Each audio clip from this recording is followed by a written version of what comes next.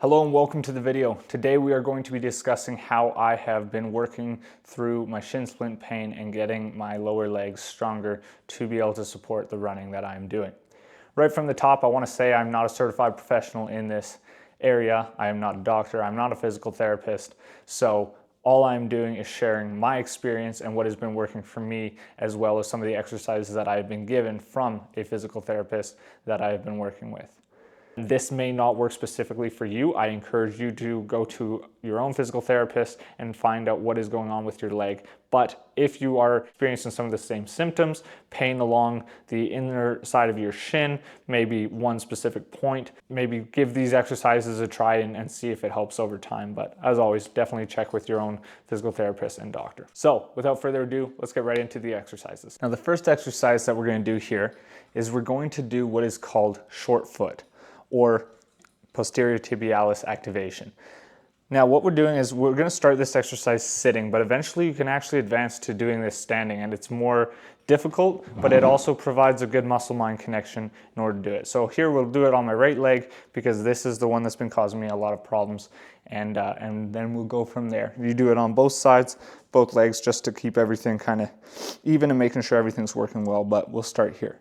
So what we want to do is we want to try and bring the ball of the foot towards the heel of the foot by activating our posterior tibialis. And how we're going to do that is we're going to just kind of turn the foot without activating this anterior tibialis, okay? This tendon comes right up into here and activates this muscle right there.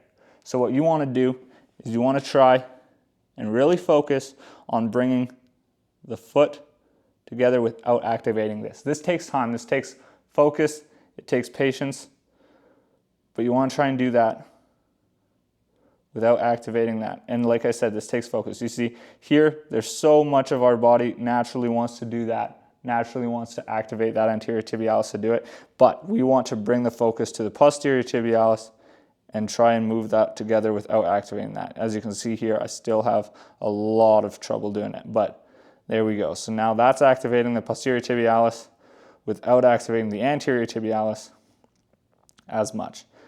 And we're going to do that 15 times. Now for these activation exercises, I actually still do these ones 3 sets of 15 on each side. And that is because they are activating the posterior tibialis. They aren't tightening the foot in any way. They're actually just activating the posterior tibialis in a way that I find is still beneficial enough to do that many times per day. So from there, we're going to shift. Once you get to the point where you can do that, you're going to shift into doing it standing. Now this is that much harder, but what you're going to want to do, same thing. Try and move the foot closer together without activating that posterior tibialis, or the anterior tibialis, sorry. And you're just going to try and bring that foot together. And the more you do it, you can actually feel along the back side, you can actually feel that posterior tibialis activating in the back there. And again, you want to avoid activating this guy all the way down there. So I do that for 3 sets of 15 before moving on to the next exercise. The next exercise is a basic foot strengthening one, toe flexibility, and general toe strength. So what we're going to do here is we're going to raise our big toe as high as we can, and we're going to hold that for 10 seconds. This will help strengthen the muscles in the top, pulling that toe forward.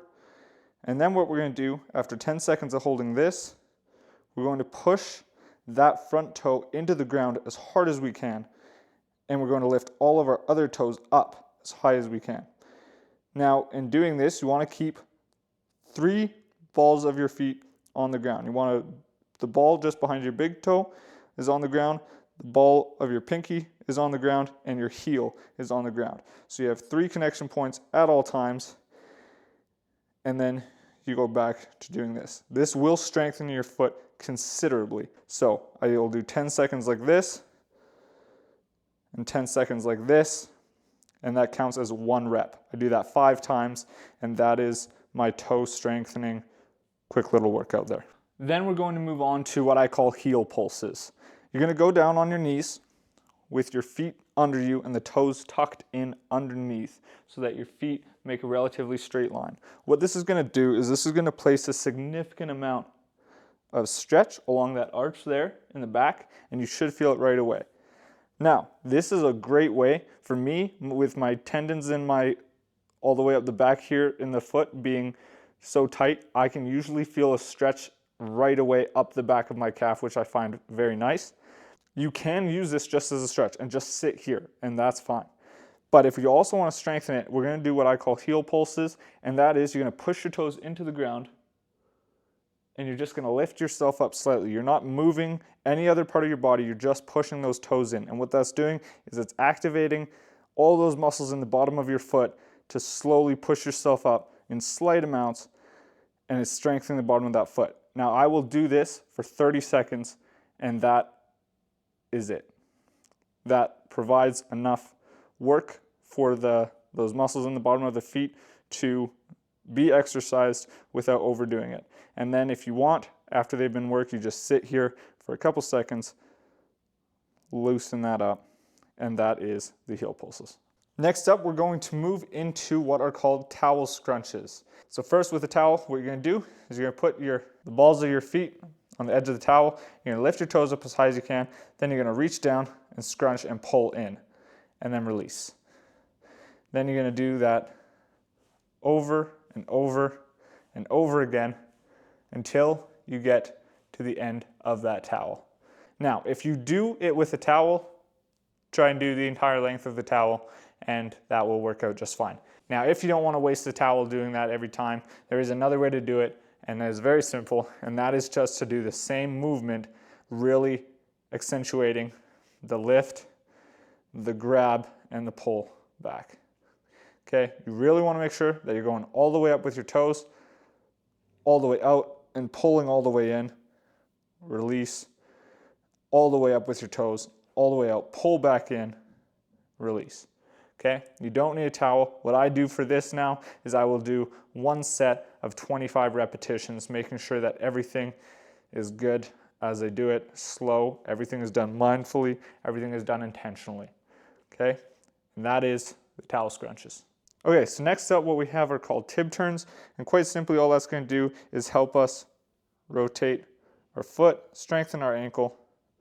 So we're going to start off, you're going to lift the heel, or you're going to lift your foot onto the heel, and you're going to rotate that inwards, kind of towards the ball of your toe, your big toe going down towards the ground, and then you're going to lift and rotate the other side down. Okay, and you're just going to do that. Now I do 1 set, I do 25 reps of this, strengthening that ankle, strengthening the tibialis. This next exercise is absolutely amazing. You're going to go up against a wall and you're going to put your feet out as far away from the wall as you can comfortably, because what we're going to do now is we're going to work our anterior tibialis. We're going to try and strengthen that up right there so that it is able to be stronger, to take more absorption, and not force the shin to do that work. So quite simply, we're going to put that out, and now we're going to just lift our feet using that anterior tibialis muscle. What I do here, I do 1 set, 15 reps. You can definitely do more on this one. And there is actually something else you can do that is even more effective. This can be done at the gym. Here I'm simply showing it at my house. I'm showing a quick way to do it if you have kettlebells at your own house. What you're going to do is you're going to take a kettlebell and you're going to put it over your foot. And now you're going to let that hang down on the toes. Very simply, you're just going to lift it.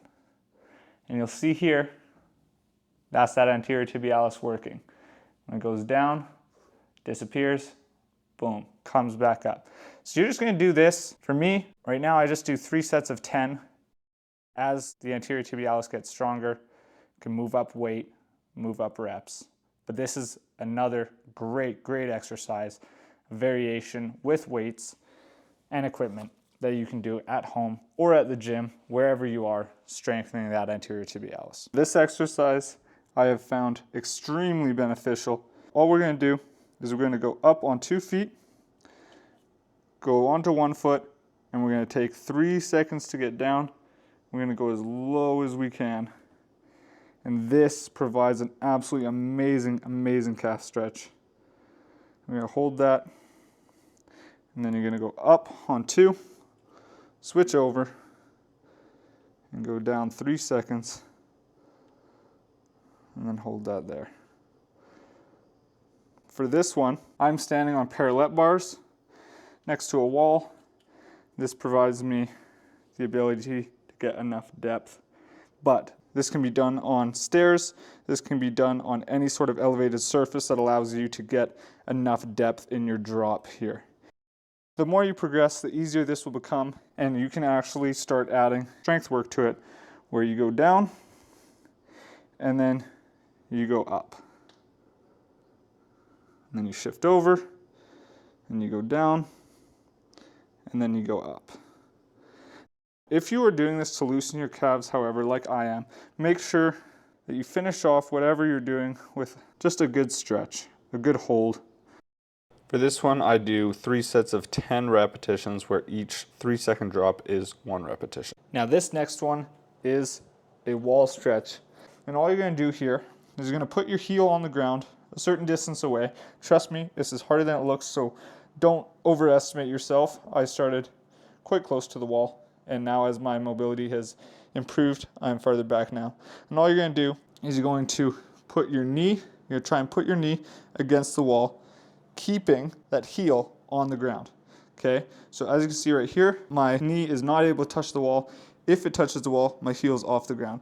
So what I'm going to do is I'm going to sit here and in this stretch for 30 seconds, and I'm just going to gently try and stretch out that tendon and try to make it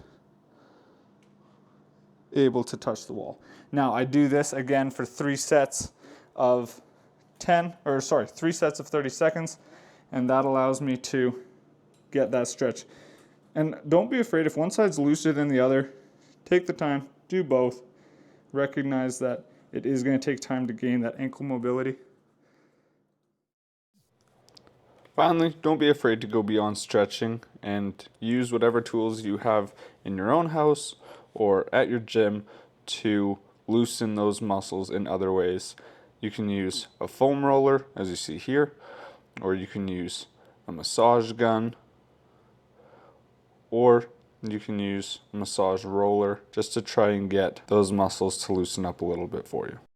Well, that will conclude today's video, folks. Thank you so much for watching, and thank you to those who are already subscribed to the channel. If you got anything valuable out of this content, please give it a like, thumbs up, comment, and consider sharing it as well. And I will see you in the next one.